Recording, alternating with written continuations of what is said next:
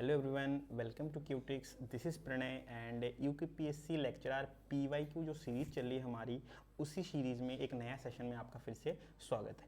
ठीक है, तो जो क्लासेस होंगी वो इंपॉर्टेंट किन के लिए होंगी, वो किन के लिए है फोकस्ड, ये बायोलॉजी वाले जो भी स्टूडेंट है जिनका मेन सब्जेक्ट बायोलॉजी है, लाइफ साइंस है, उनके लिए। ठीक है, तो इसी सेशन को आगे बढ़ाते हुए आज का जो फर्स्ट क्वेश्चन है वो क्या है कि द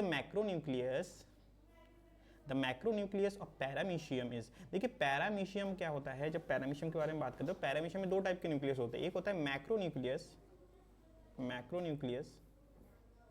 और एक होता है माइक्रोन्यूक्लियस।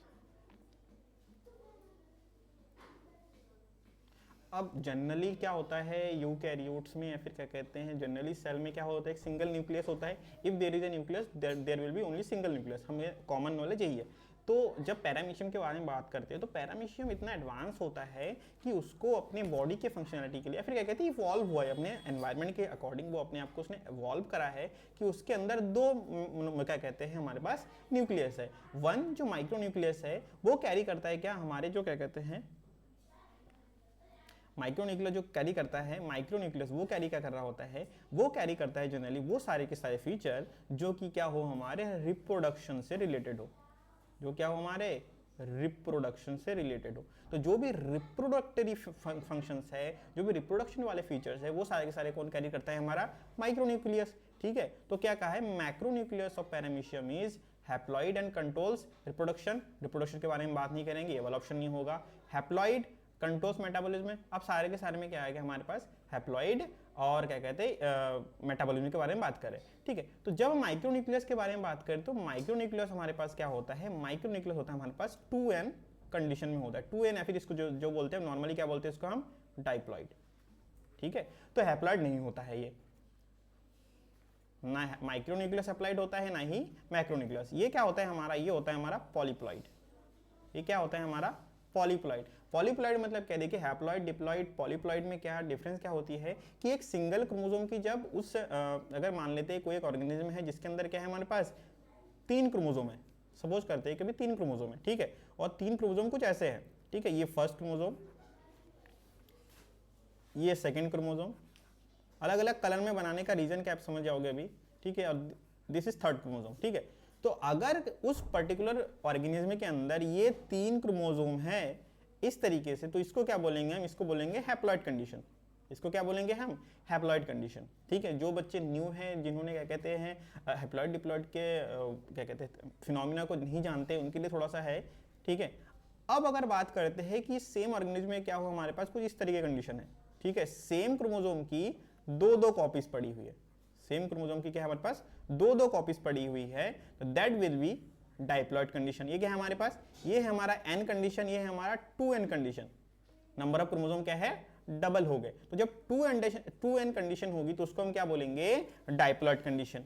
ठीक है, इसी तरीके से जब क्या कहते हैं यहां पे हमारा क्या कहते हैं एक से ज्यादा, फिर 2 से ज्यादा कॉपी हो जाएंगी, तो फिर वो ट्राइप्लॉइड या फिर ट्रिप्लॉइड, टेट्राप्लॉइड कंडीशन में आते हैं। तो उन कंडीशन को क्या बोलते हैं हम, पॉलीप्लॉइड कंडीशन बोलते हैं। तो जो मैक्रोन्यूक्लियस होता है, मैक्रोन्यूक्लियस जनरली क्या होता है हमारे, मैक्रोन्यूक्लियस इज पॉलीप्लॉइड। ओके, वहीं पे जो माइक्रोन्यूक्लियस है वो क्या होता है हमारा डाइप्लॉइड। अब देखिए पॉलीप्लॉइड समझ में आ गया, अगर आपने पॉलीप्लॉइड समझ लिया तो क्वेश्चन का आंसर तुरंत आ गया, क्या है पॉलीप्लॉइड।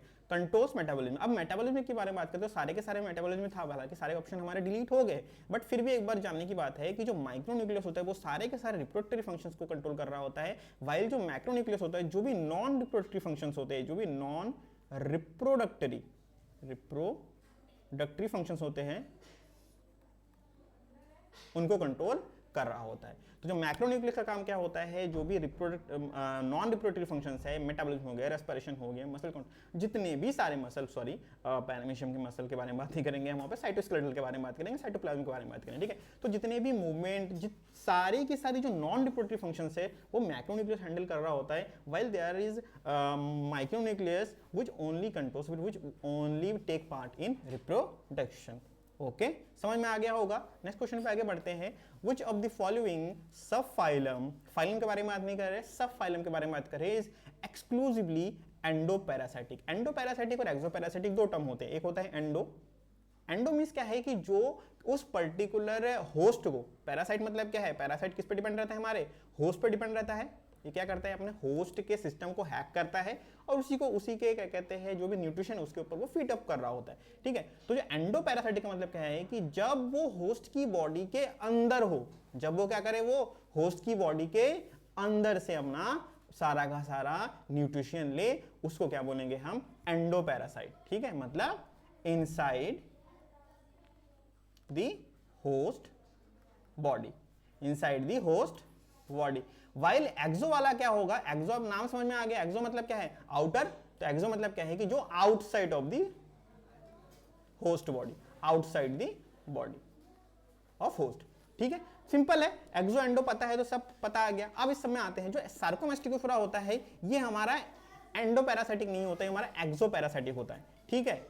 स्पोरो जो होता है ये होता है हमारा एंडोपैरासाइटिक।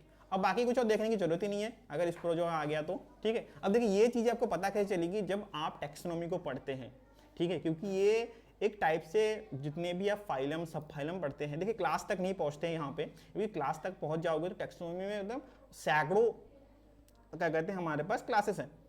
इसीलिए ज़्यादातर क्या करते हैं, जो मेजर क्लासेस है उनको क्या कहते हैं सिलेबस में ऐड करा जाता है, अदरवाइज फाइलम सब फाइलम के कैरेक्टरिस्टिक्स से ही आगे बढ़ते हैं, ठीक है। आगे बढ़ते हैं नेक्स्ट क्वेश्चन पे कि the flow of water in sycon type canal system in following sequence. देखिए कैनाल सिस्टम किस में होता है, कैनाल कहाँ पे होता है, ये होता है हमारा पोरीफेरेंस में। कहाँ पे होता है हमारा, पोरीफेरेंस में। अब पोरीफेरेंस में कैनाल सिस्टम होता है। कैनाल सिस्टम मतलब क्या है कि पोरीफेरा क्या होता है एक्चुअल में ना, एक क्लस्टर ऑफ सेल बोलते हैं। पोरीफेरा क्या होता है, क्लस्टर ऑफ सेल होते हैं। अब इनके अंदर क्या होता है, कैनाल सिस्टम का रीजन क्या होता है कि इनको चाहिए होता है फूड। अब हर एक सेल अपना अपना इंडिविजुअल काम कर रहा होता है, हालांकि वो सारे साथ में है, बट हर एक सेल का कर रहा होता है अपना अपना एक इंडिविजुअल काम कर रहा होता है। उस इंडिविजुअल फंक्शनलिटी के लिए उनको न्यूट्रिशन चाहिए होता है। अब ये न्यूट्रिशन ये कहाँ से लेते हैं, जो जिस पानी में, फिर जिस वाटर सिस्टम में, फिर जिस वाटर क्या कहते हैं एरिया में रहता है, उनका एनवायरमेंट है, उस एनवायरमेंट से, उस एक्वाटिक एनवायरमेंट से क्या करते हैं अपना वो न्यूट्रिशन ले रहे होते हैं। तो पोरीफेरेंस में इस न्यूट्रिशन के क्या कहते हैं कंजप्शन के लिए एक मेथड आती है जिसमें कहते हैं अपने पानी अपने बॉडी के थ्रू पास करते हैं, और जब जाता है तो स्कॉलर सेल फिर क्या कहते हैं क्वानोसाइट्स जो आते हैं, हमने रिसेंट क्लास में डिस्कस कर रखा है, जो क्वानोसाइट्स होते हैं वो क्या कहते हैं न्यूट्रिएंट पार्टिकल को कैप्चर करते हैं, ठीक है। तो अब इसमें क्या होता है कि जब साइकन टाइप, दो टाइप, हालांकि 3 टाइप के होते हैं लेकिन अभी 2, एस्कन टाइप और sycon type. Ascon type is the simplest one, sycon type is the complex one. तो हम कॉम्प्लेक्स वन के बारे में बात करें। क्या होता है कि यहाँ पे एक मैं पोरीफेरेंट के बारे में बात कर रहा हूँ। देखिए मैं बिल्कुल ही रफ टाइप का डायग्राम बना रहा हूं, ठीक है। अब क्या होता है यहां पे ना पोर होते हैं, सॉरी पोर ऐसा होगा, पोर मैंने गलत बना दिया, कॉलर सेल जैसा बना दिया, ठीक है। और इसका इंटीरियर कुछ इस टाइप का होता है, ठीक है। और यहां पे ना पार्ट टाइप के होते हैं। ये जो ब्लैंक स्पेस है, इस ब्लैंक स्पेस को बोलते हैं हम स्पंजोसील। इसको क्या बोलते हैं हम, स्पंजोसील। वाइल ये जो ऊपर यहाँ पे क्या कहते हैं हमारे पास पोर है, इन पोर को बोला जाता है ऑस्टिया, फिर डर्मल ऑस्टिया। ऑस्टिया बोलते हैं फिर डर्मल ऑस्टिया, ठीक है। डर्मल ऑस्टिया से क्या कहते हैं जो वाटर होता है, ये क्या होता है इस तरीके से आता है। वाटर का जो रूट होता है वो में ऐसे होता है कि इस साइड से एंटर करता है और यहाँ से जाके यहाँ से बाहर चला जाता है, ठीक है। तो ये क्या होता है हमारा एंट्री, ये हमारा एग्जिट ऑफ वाटर, ठीक है। वाटर का एग्जिट इस तरीके से होता है। इस वाले एरिया को बोलते हैं हम ऑस्कुलम। इस वाले एरिया को क्या बोलते हैं हम, ऑस्कुलम। अब देखिए ऑस्कुलम से निकलता है, ऑस्टिया से एंट्री करता है, ठीक है। तो ऑस्टिया से एंट्री कर रहा है, ऑस्कुलम से एग्जिट नहीं कर रहा है, तो ये वाला ऑप्शन इनकरेक्ट हो गया। ऑस्टिया से एंट्री कर रहा है, ऑस्कुलम में से निकल रहा है, तो मतलब ठीक है, वाटर का ये वाला भी सही लग रहा है, ये वाला भी। ऑप्शन नंबर सी भी क्या है हमारा, दोनों में क्या है, डर्मल ऑस्टिया ऑस्कुलम है।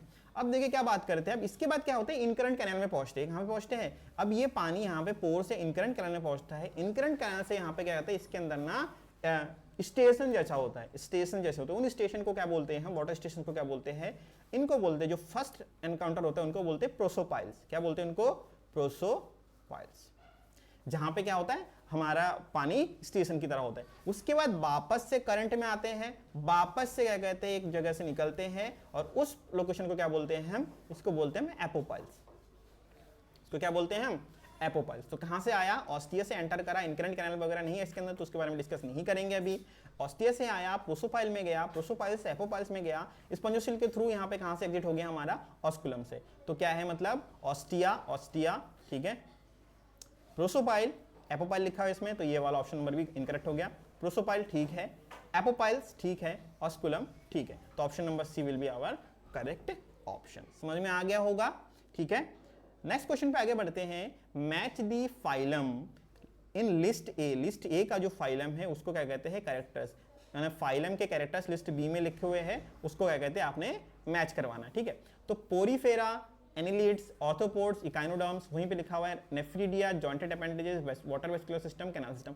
तो बिल्कुल सिंपल सा हो गया, ठीक है। आप लोग ट्राई करते रहिए, ठीक है। साथ ही साथ देखिए पोरीफेरेंस का सबसे बेसिक फंक्शन क्या होता है हमारा, अभी जस्ट पढ़ा हमने, कैनाल सिस्टम, ठीक है। तो क्या होगा हमारा A24, ठीक हो गया, A24 हो गया, तो ये वाला कट हो गया ये वाला हमारा।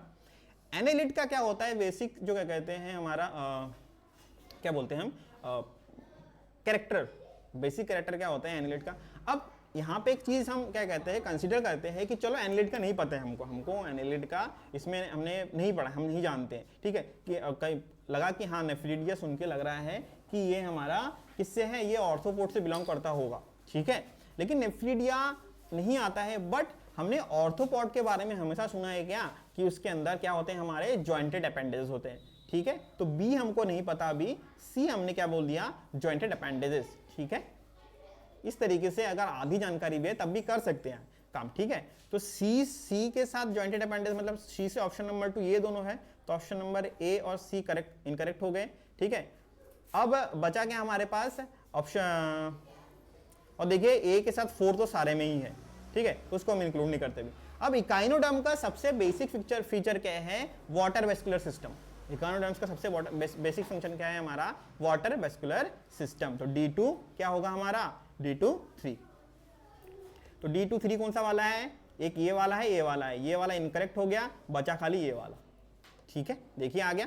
अब बचा क्या हमारे पास, एनालिड्स। एनालिड्स से क्या होता है हमारा, नेफ्रिडिया होता है, जो कि नेरिस सुना होगा, हेटेरोनेरिस सुना होगा। और क्या नेफ्रिडिया क्या होते हैं हमारे छोटे छोटे ना, बॉडी के ऊपर छोटे छोटे चाइटिनियस क्या कहते हैं, हेयर टाइप के स्ट्रक्चर होते हैं, हेयर लाइक स्ट्रक्चर होते हैं, उनको बोलते हैं नेफ्रिडिया, ओके। तो एनालिड्स के ऊपर क्या होते हैं, हमारी नेफ्रिडिया होती है, ओके।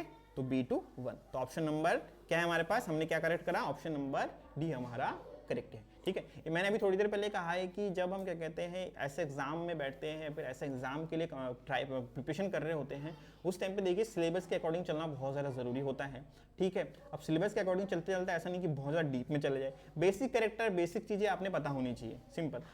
टेक्सोनॉमी जैसे पढ़ रहे हैं हम, देखिए मैंने अभी कहा कि जो मेजर क्लासेस है उनको फोकस करिए, बाकी सारे के सारे फाइलम के कैरेक्टर्स को ध्यान में रखिए। मेजर क्लासेस और फाइलम जितने हैं सारे के सारे, फाइलम सब फाइलम जितने हैं वो सारे के सारे, ठीक है, यही ध्यान देना है। ज़्यादा डिटेल में जाके क्लास में चले जाओगे फिर बहुत ज़्यादा वो सिलेबस बढ़ जाता है, फिर उससे बाकी सब्जेक्ट पे इफेक्ट होता है, ठीक है, वो हम नहीं करने जाएंगे, हम बेसिक चीज़ें पे रखेंगे। हाँ, इन फ्यूचर अगर कुछ ऐसा आ गया कि हमने नहीं पढ़ा है तो क्या करेंगे, पहला हमारा काम, हम गलत टिक नहीं करेंगे, हम उसको छोड़ के आगे बढ़ेंगे, ओके। नेक्स्ट क्वेश्चन पे चलते हैं। Which of the following statement is not correct with reference of Herdmania and amphioxus.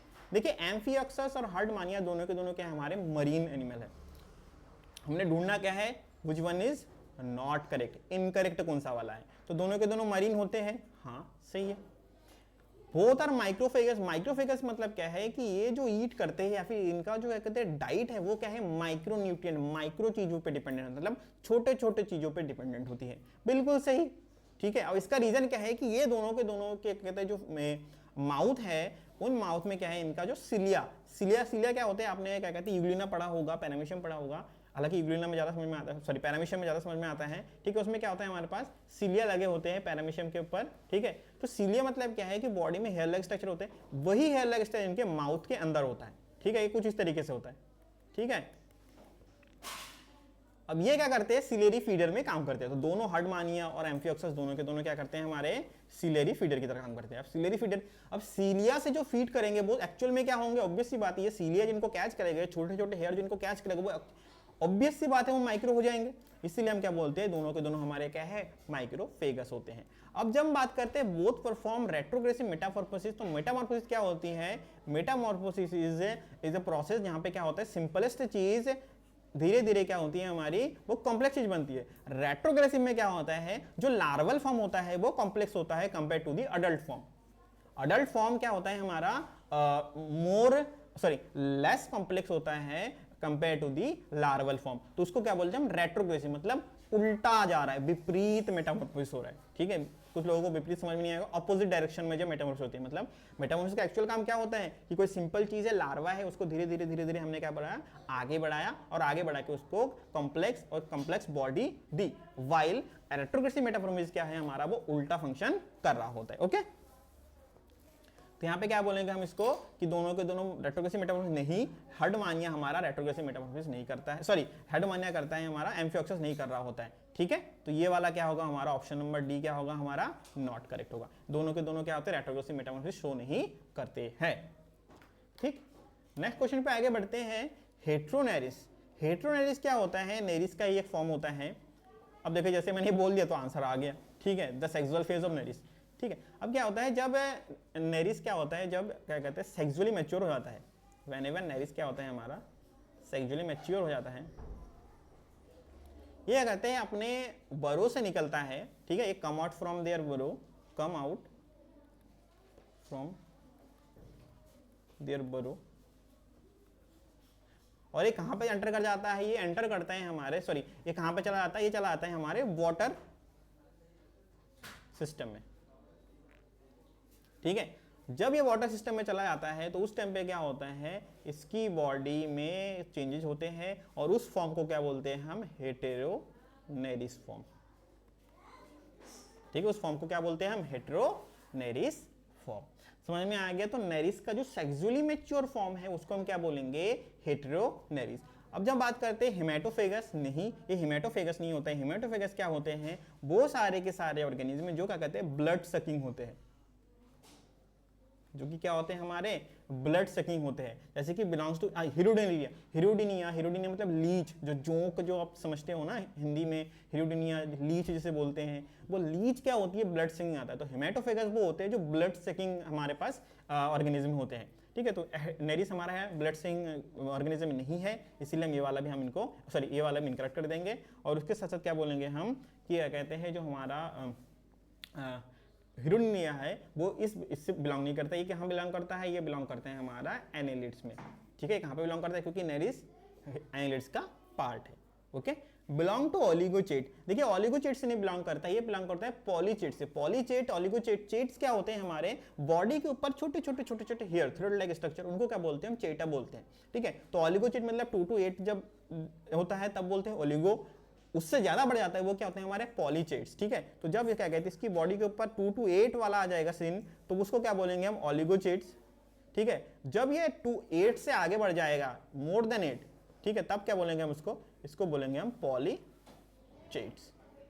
ठीक है, तो ये क्या कहते हैं इसके बॉडी पे पूरा भरा होता है हमारे पास, जो थ्रेड लाइक चेट्स भरे होते हैं, इसलिए हम इसको क्या बोलेंगे, पॉलीचेट, ना कि ओलिगोचेट। और इसका एक्चुअल आंसर क्या है हमारा, the sexual phase of Nereis. ठीक है, आई गेस समझ में आ गया होगा। अच्छा, कुछ डाउट वगैरह, देखिए मैं आई नो कि मैं थोड़ा जल्दी चलाता हूँ, कभी कभी बताते थोड़ा तेज हो जाता है मेरा, तो अगर कुछ छूट गया है या फिर कुछ समझ में नहीं आया है इन लेटर, सॉरी क्या कहते हैं जो हमारे क्या कहते हैं रिसेंट क्लासेस हुई है, उन रिसेंट क्लास में भी समझ में नहीं आया तो आप कमेंट सेक्शन में जरूर पूछ देना। ठीक है, नहीं तो मुझे पता नहीं चलेगा कि इसको क्या समझ में नहीं आया है। समटाइम होता है ना कि फ्लो में निकल जाता है इंसान, तो थोड़ा सा बता देना कि सर यहाँ पे समझ में नहीं आया है, ये वाला टॉपिक बता दीजिए। ओके, नेक्स्ट क्वेश्चन पे आगे बढ़ते हैं। Silk gland of silk worm larva is the modification of what. देखिए सिल्क ग्लैंड क्या होता है, सैलिवरी ग्लैंड का मॉडिफिकेशन होता है। हम लोग कॉमन सेंस क्या है, कॉमन सेंस यही कहती है ना, कॉमन सेंस का जनरल नॉलेज भी यही है कि जो सिल्क वर्म का सिल्क ग्लैंड है वो क्या है हमारा, वो है सैलिवरी ग्लैंड का मॉडिफाइड फॉर्म। अब इसमें सैलिवरी ग्लैंड कहीं पे नहीं है, इसमें सैलिवरी ग्लैंड कहीं पे नहीं है। अब जब बात करते हैं मैंडिबुलर ग्लैंड के, तो मैंडिबुलर ग्लैंड क्या होता है, मैंडिबुलर ग्लैंड पकड़ के रखता है। मैंडिबुलर ग्लैंड क्या करता है, इसको पकड़ के रखता है। जैसे ये ना डब्ल्यू शेप में होता है, इसका जो वो होता है ना वो कुछ इस टाइप से डब्ल्यू शेप में होता है। ठीक है, अब डब्ल्यू शेप जैसा लग नहीं रहा है, ठीक है, मैं कुछ इस तरीके से बहुत रफ डायग्राम बना रहा हूँ मैं। ठीक है, ये एंटीरियर वाला पार्ट हो गया, ये पोस्टीरियर वाला पार्ट हो गया। ठीक है, तो ये एंटीरियर पोस्टीरियर वाला पार्ट हो गया। तो जो कहते हैं silk gland of silk worm is the larva, is the silk worm larva is the modification of what. तो पहला वाला ऑप्शन है कि मैंडिबुलर ग्लैंड। देखिए मैंडिबुलर ग्लैंड क्या करता है, सिल्क ग्लैंड को जो दो पेयर होता है ना हमारे पास, उस पेयर को वो पकड़ के रखता है। तो मैंडिबुलर ग्लैंड पकड़ के रखता है, ना कि वो सिल्क ग्लैंड की तरह काम कर रहा होता है। तो ऑप्शन नंबर ये is the part of silk gland but it is not a modified form of silk gland. ठीक है, तो ऑप्शन नंबर ये हमारा इनकरेक्ट हो जाएगा। क्योंकि देखिए जब ये सिल्क वर्म क्या होता है, हमारा सिल्क वर्म लार्वा क्या होता है, सिल्क वर्म क्या होता है, ये सिल्क मॉथ का लार्वल स्टेज होता है। ठीक है, तो जब ये लार्वा से अडल्ट में बनता है, जो मेटामॉर्फोसिस होती है, उस टाइम पे क्या होता है, इसके बॉडी कन्वर्ट होती है, और उस कन्वर्जन में वो चीज कहाँ पे क्या आती है, यही पूछा गया है इस क्वेश्चन में। ठीक है, वॉल ऑफ फेनिक्स क्या होती है, देखिए वॉल ऑफ फेनिक्स क्या होती है, ओइसोफेगस में डाइजेस्टिव सिस्टम का पार्ट होता है। फेनिक्स क्या होता है हमारा, ये होता है डाइजेस्टिव सिस्टम का पार्ट। इसका पार्ट होता है, डाइजेस्टिव सिस्टम का पार्ट होता है। ठीक है, अब दोनों के दोनों इनकरेक्ट हो गए, तो ऑप्शन नंबर डी भी चला गया। बचा कहां हमारा, लेबियल ग्लैंड। और एक्चुअल में लेबियल ग्लैंड या फिर सलाइवरी ग्लैंड को ही क्या बोलते हैं हम, सिल्क ग्लैंड। ओके, तो in case of silk worm larva the modification of labial gland turns to silk gland. अगर यहाँ पे कहीं पे सलाइवरी ग्लैंड होता तो लेबियल ग्लैंड और सलाइवरी ग्लैंड वैसे एक ही चीज है। लेबिया में जहाँ पे मिलता है ना, लेबियल पोर्शन में, माउथ के लेबियल पोर्शन में, लोअर साइड में जो मिलता है उसको क्या बोलते हैं हम, लेबियल ग्लैंड बोलते हैं। ठीक है, जैसे हमारी माउथ के नीचे यहाँ पे क्या कहते हैं, हमारे पास सलाइवरी ग्लैंड है। सिमिलरली सिल्क वर्म के भी क्या कहते हैं, लोअर साइड में क्या है हमारे पास, लेबियल ग्लैंड है। ओके, तो option number C our correct option. Next question पे आगे बढ़ते हैं। Chitinous plates making the exoskeleton of arthropoda are called. ठीक है, देखिए जो चाइटेनियस प्लेट्स होते हैं एक्सोस्केलेटन में, ऑर्थोपोडा के एक्सोस्केलेटन में, वो क्या बोले जाते हैं। ठीक, अब देखिए जितने भी ये सारे के सारे हैं ना, प्लियोराइट्स, स्क्लेराइट्स, स्टेनाइट्स, टर्गाइट्स, सारे के सारे बनते चाइटेनियस है। अब फिर हमारा सबसे पहला ये आ जाता है कि आप जैसे ही गूगल करोगे कि प्लियोराइट्स किससे बने होते हैं, वो भी चाइटेनियस स्केल है। स्केलेट्स किससे बने होते हैं, वो भी चाइटेनियस स्केल है। स्टेनाइट किससे बने होते हैं, वो भी चाइटेनियस स्केल है। टर्गाइट्स किससे क्या होते हैं, वो भी चाइटेनियस स्केल है। ठीक है, आपके पास ऑप्शन तो वही है ना कि गूगल से देख लो। आज की डेट में तो क्या कहते हैं, क्या क्या फीचर्स आगे हैं। ठीक है, तो आप सारी की सारी सुविधाएं हैं, बट जब आप इस चीज को पढ़ते हो तो देखोगे सारे के सारे चाइटेनियस, फिर दिमाग कंफ्यूज होता है कि अरे यार सारे के सारे चाइटेनियस है, पूछा मेरे से वही है, तो अब क्या बताएं। तो क्या होता है कि जो प्लियोराइट्स होता है, ये होता है हमारे चाइटेनियस स्केल तो होते हैं, बट ये क्या बनते हैं हमारे, ये होते हैं लेटरल साइड में। ठीक है, स्टेनाइट्स क्या होते हैं, ये हमारे होते हैं वेंट्रल साइड में, वेंट्रल स्केल्स बोलते हैं। टर्गाइट्स क्या होते हैं, ये हमारे डोर्सल स्केल में होते हैं। अब ये सारे के सारे बने किससे होते हैं, ये सारे के सारे क्या होते हैं हमारे, कॉम्बिनेशन ऑफ स्केलाइट्स। ये सारे के सारे किसके बने होते हैं, हमारे स्केलाइट से बने होते हैं। किसके बने होते हैं, हमारे स्केलेराइट से। ठीक है, तो क्योंकि ये सारे के सारे स्केलेट से बने होते हैं, इसलिए एक्सोस्केलेटन का पार्ट क्या बोलेंगे हम, ऑप्शन नंबर बी, स्केलेराइट्स। ठीक है, यहाँ पे कंफ्यूज नहीं होना है कि क्या यार हमने तो पढ़ा था टर्गाइट में भी चाइटेनियस होता है, लेकिन टर्गाइट क्या होता है हमारा, ये जो क्या कहते हैं डोर्सल साइड में स्केलेट्स लगे होते हैं उनको टर्गाइट बोलते हैं। जो वेंट्रल साइड में स्केलेट लगे होते हैं उनको बोलते हैं स्टेनाइट्स। जो लेटरल साइड में लगे होते हैं उनको बोलते हैं हम प्लियोराइट्स। ठीक है, तो स्केलेट क्या होता है, एक्चुअल में स्क्लेराइट्स लगे होते हैं और अलग अलग जगह पे अलग अलग पोजिशन के थ्रू उसको क्या बोलते हैं, अलग अलग नाम देते हैं। ओके, नेक्स्ट क्वेश्चन पे आगे बढ़ते हैं। Peripatus is a connecting link between, देखिए peripatus is a connecting link between. Connecting link क्या होता है कि दो ऐसे एनिमल, अभी दो ऐसे ग्रुप, एनिमल ग्रुप है जो क्या करे, एक दूसरे के डिसेंडेंट टाइप के हो। ठीक है, अब देखिए इनमें सबसे एक नॉन सलांट क्या है, नॉन सलांट क्या है, ऑप्शन नंबर डी, प्रोटोजोआ के बारे में बात कर रही है, कि यूनिसेलुलर बॉडी और एनिलेट के बारे में बात करी, इन दोनों के बीच में। ये तो बिल्कुल नॉन सलांट टाइप का हो गया ना। जिसने कॉमन साइंस भी पढ़ी होगी उसको ही पता है कि कनेक्टिंग लिंक क्या होता है, कि एक चीज, दो चीज, मतलब दो एनिमल ग्रुप के बीच में कोई ऐसा एनिमल जो दोनों के कैरेक्टरिस्टिक को रिजेंबल करता है। अब protozoa is animal, sorry unicellular organism है, और एनिलेट क्या है हमारा, एक एडवांस फॉर्म है इनवर्टिब्रेट्स में। ठीक है, तो उनके बीच में लिंकिंग की कोई पॉसिबिलिटी नहीं है ना, इसीलिए क्या कहते हैं, ये वाला देखो हमारा क्या है, एक नॉन सलांट टाइप का है। अब बचा हमारे पास क्या है, अब क्या है हमारे पास, ऑर्थोपोड्स एंड मोलस्क। मोलस्क क्या होते हैं हमारी बॉडी में, वो कवरिंग वाले होते हैं, और इसके बीच में हो सकता है चांसेस। ठीक है, लेकिन जो पेरिपेटस होता है, पेरिपेटस रिजेंबल किसको करता है, एनिलिड्स को ज्यादा रिजेंबल करता है। ठीक है, पेरिपेटस क्या होता है ना, ऐसा कुछ जैसे मोटा टाइप का कैजुअल, मान लो कि मोटा टाइप का अर्थवर्म है। ठीक है, इस टाइप का होता है। ठीक है, मोटा टाइप का अर्थवर्म होता है। अब क्योंकि ये मोटा टाइप का अर्थवर्म होता है तो वो किसको रिजेंबल करता है, एनिलिड्स को रिजेंबल करता है। बाकी किसी ऑप्शन में एनिलिड है नहीं, तो हमारे पास एक्चुअल में क्या होता है, जो पेरिपेटस होता है वो कनेक्टिंग लिंक किसके बीच में होता है, हमारा एनिलिड और ऑर्थोपोड्स। लेकिन कभी कभी ऐसा भी बोला जाता है कि जो मोलस्क और इकोनोडर्म है उनके बीच में भी क्या कह सकते हैं, कनेक्टिंग लिंक हो सकता है। लेकिन जो करेक्ट है, जो एक्यूरेट क्या कहते हैं हमारा असेसमेंट होगा, वो क्या बताता है कि जो पेरिपेटस है it is a connecting link between annelid and arthropods, not the connecting link between mollusc and echinoderms. Okay, तो ये वाला ऑप्शन भी कट कर देंगे, ये वाला ऑप्शन भी हम क्या कर देंगे, कट कर देंगे। आगे बढ़ते हैं नेक्स्ट क्वेश्चन पे। Which of the following characters belong to the animals of phylum Arthropods? Arthropod का जो फाइलम है उसके क्या कैरेक्टर, देखिए बार बार मैं बता रहा हूँ कि फाइलम के कैरेक्टर्स आपने याद रखने हैं। समझने जैसा तो बहुत कुछ है, लेकिन याद रखने जैसा भी बहुत सारी चीजें हैं, ठीक है। तो सबसे मेन चीज क्या है, जितने भी टेक्सोनॉमी में हमारे पास वो है कैरेक्टर्स है, फाइलम, सब फाइलम और कुछ मेजर क्लास, उनके बारे में आपने याद रखना है। तो क्या कहते हैं, ऑर्थोपोड्स के जो फाइलम कैरेक्टर हैं उनके क्या क्या हैं। तो पहला वाला क्या होता है कि यहाँ कोल्ड ब्लडेड होता है, हाँ होता है कोल्ड ब्लडेड। ट्रिप्लोब्लास्टिक होता है, हाँ ट्रिप्लोब्लास्टिक होता है। स्टेनोथर्मिक होता है, स्टेनोथर्मिक क्या होता है, सॉरी स्टेनोथर्मिक नहीं होता है। स्टेनोथर्मिक क्या होता है एक्चुअल में, ये ना नैरो रेंज में, मतलब एक टेम्परेचर का कोई रेंज है, वो छोटे से रेंज में सर्वाइव कर जाता है, वो छोटे से रेंज में सर्वाइव कर जाता है, तो उसको बोलते हैं स्टेनोथर्मिक। तो कोई ऐसा ऑर्गेनिज्म जो टेम्परेचर के एक नैरो से रेंज में वो सर्वाइव कर लेता है, उसको क्या बोलते हैं, स्टेनोथर्मिक। उससे बाहर जाएंगे यानी कि उससे ऊपर चले जाएंगे तब भी वो मर जाएगा, उससे नीचे चले जाएंगे तब भी वो मर जाएगा, उसको एक नैरो सा रेंज चाहिए। ऐसा कुछ नहीं होता ऑर्थोपोडा के साथ, इसलिए वो स्टेनोथर्मिक नहीं है। डायप्लोब्लास्टिक होता है, नहीं होता है डायप्लोब्लास्टिक, ठीक है। तो option number C and D cancel कर देते हैं हम। बचा क्या हमारे पास है, ये क्या होता है हमारा, पोइक्लोथर्मिक होता है, हाँ पोइक्लोथर्मिक होता है। जॉइंटेड अपेंडेज होता है, ऑप्शन नंबर ए में हाँ जॉइंटेड अपेंडेज होता है, ठीक है। फिर क्या कह रहे हैं हमारे पास, इसके अंदर क्या होता है हमारा, जॉइंटेड अपेंडेज भी बोला गया है।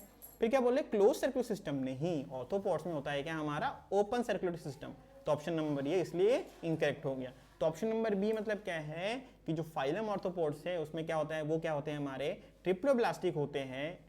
ट्रिप्लोब्लास्ट पहचानते हो ना, जो ब्लास्टिक लेयर होती है, एंडोडर्म, मेसोडर्म, एक्टोडर्म, ठीक है, तो ट्रिप्लोब्लास्टिक होती है। पोइक्लोथर्मिक मतलब क्या होते हैं, कोल्ड ब्लडेड होते हैं। जॉइंटेड अपेंडेजेस मतलब क्या होते हैं, इनके अपेंडेज जॉइंटेड रहती है। ओपन सर्कुलेटरी सिस्टम का मतलब क्या है कि इनके अंदर कोई, जैसे हमारी बॉडी में वेन्स, आर्टरीज होती है, इनकी बॉडी में ऐसा कुछ नहीं होता है। समझ में आ गया होगा आई गेस। तो ये वाला सेशन यहीं पे कंप्लीट करते हैं, ठीक है। और कुछ डाउट वगैरह देखिए, मुझे पता है बहुत सारी डाउट्स होती है, मैं कभी कभी फास्ट चला जाता हूँ, तो क्वेश्चंस को पूछना है आपने कमेंट सेक्शन में, ठीक है। अपने दिमाग में डाउट नहीं रखना है। तो मिलते हैं नेक्स्ट सेशन में, तब तक all the best, take care, Tata.